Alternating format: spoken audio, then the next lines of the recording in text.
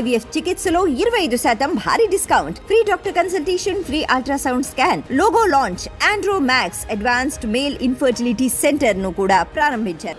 మనం గత కొద్ది రోజుల నుంచి మాట్లాడుకుంటున్నాం BPCL Bharat petroleum corporation limited petro refinery కర్మాగారాన్ని ఏర్పాటు చేయాలని చూస్తుందని. ఆల్రెడీ 2 కర్మాగారాలు ఉన్నాయి.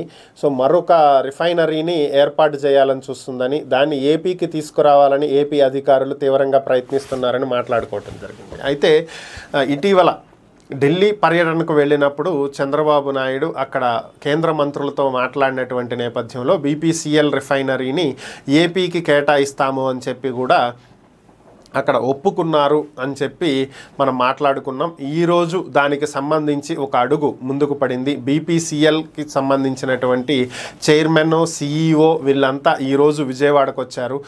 మచిలీపట్నం జనసేన నేత ఎంపీ బాలశౌరి గారు వారిని ముందుగా అమ్మవారి దర్శనానికి తీసుకువెళ్ళటం జరిగింది. ఆ తర్వాత సచివాలయంలో ముఖ్యమంత్రి చంద్రబాబు నాయుడుతో వీళ్ళు భేటీ అయ్యారు.